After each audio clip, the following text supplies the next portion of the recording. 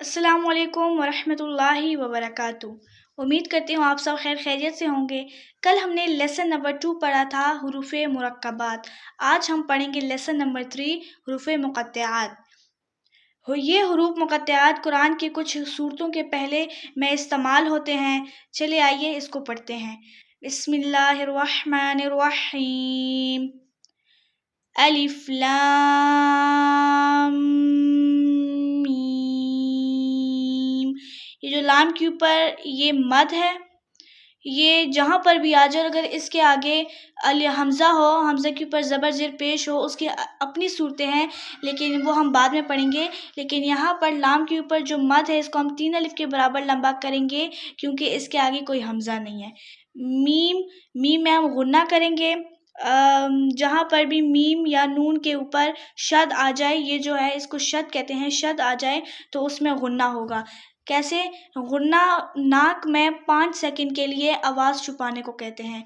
अलिफ लाम मीम, अलिफ लाम मीम स्वाद, अलिफ लाम रा, अलिफ लाम मीम रा, काफ हा या आइन स्वाद। इस हर्फ में आवाज़ मतलब सांस टूटनी नहीं चाहिए, एक ही सांस में पढ़ना है।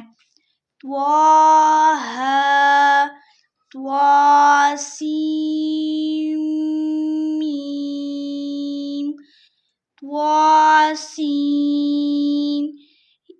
यहाँ पर सीन के ऊपर मद भी है, जो मैंने भी यहाँ पर बताया है, लेकिन यहाँ से मिट गया।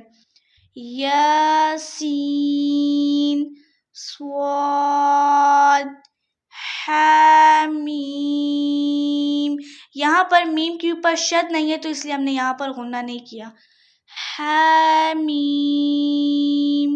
आइन सीन क़ाफ, क़ाफ नून। और ये जो खड़ी ज़बर है, ये रॉ के ऊपर भी है, यहाँ पर इधर भी रॉ के ऊपर है, ये त्वा के ऊपर, हा के ऊपर। इसको हम ये जहाँ पर भी आ जाए इसको कहते हैं खड़ी ज़बर, और इसको हमेशा एक अलिफ के बराबर लंबा किया जाता है। उम्मीद करती हूँ आपको आज का लेक्चर समझ में आ गया होगा। वीडियो को लाइक कीजिए, शेयर कीजिए और चैनल को सब्सक्राइब कीजिए ताकि मेरे हर नए आने वाली वीडियो का आप लोगों को नोटिफिकेशन मिलता रहे। जज़ाकल्लाह, थैंक यू सो मच। खुदा हाफिज़।